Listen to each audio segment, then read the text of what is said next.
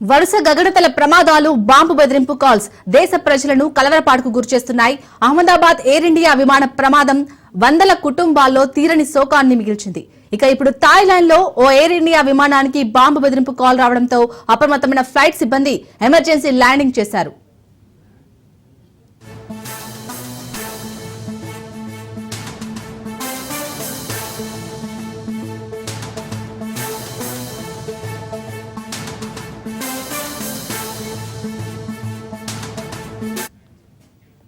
ఈ క్రమంలోనే పంజాబ్ రాష్ట్రంలో నంగాల్పూర్ వద్ద మరో అనూహ్య పరిణామం చోటు చేసుకుంది.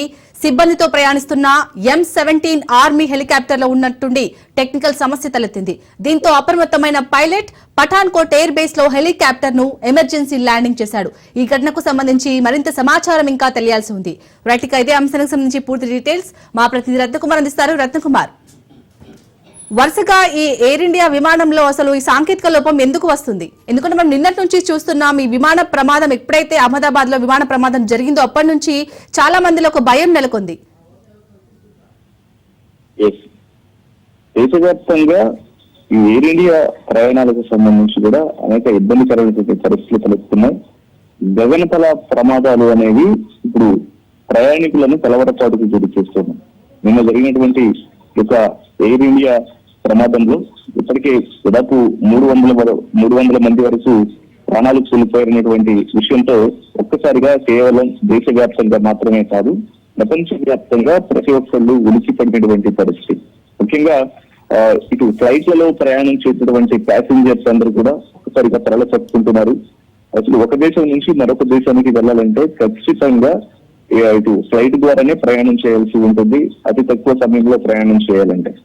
సో అటువంటిది ఇప్పుడు ఈ యొక్క గగనతల ప్రయాణాలకు సంబంధించి కూడా ఇటువంటి యాక్సిడెంట్స్ అనేవి అవడం, ఫ్లైట్స్ క్రాష్ అవుతూ ఉండడంతో ఒకసారిగా ప్రతి ఒక్కళ్ళు కలవరానికి గురవుతున్నారు.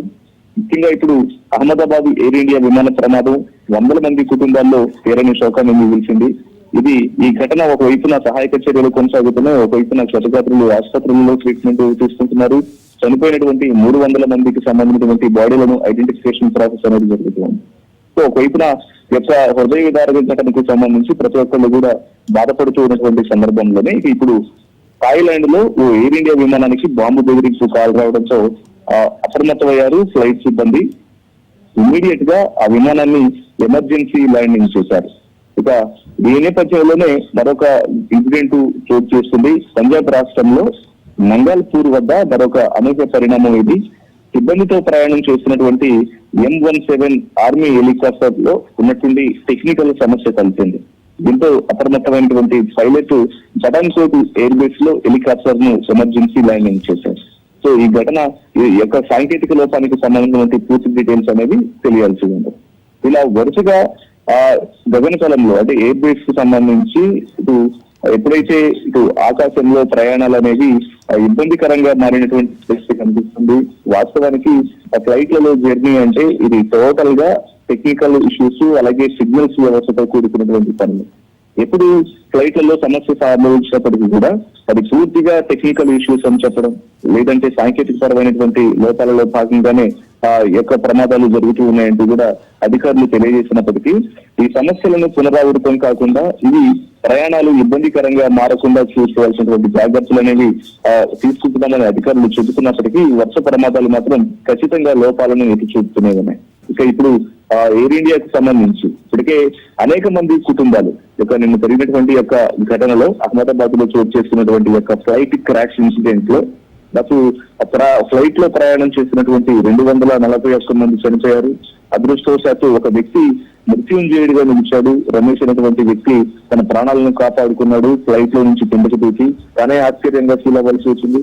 ఇక మరోవైపు మెడికోలందరూ ఎప్పుడైతే విమానం అనేది కింద పడిన తర్వాత క్రాష్ అయిన తర్వాత బిల్డింగ్ మీద పడటంతో బీజే హాస్పిటల్ కు సంబంధించినటువంటి మెడికల్ విద్యార్థులందరూ కూడా గాయపడ్డారు. అందులో ఇప్పుడు 40 మంది పైగా ప్రాణాలు కోల్పోయినటువంటి ఇన్సిడెంట్ జరుగుతుంది.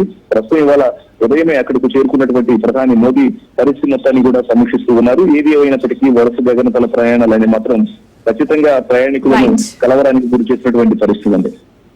Right, thank you Ratnakumar.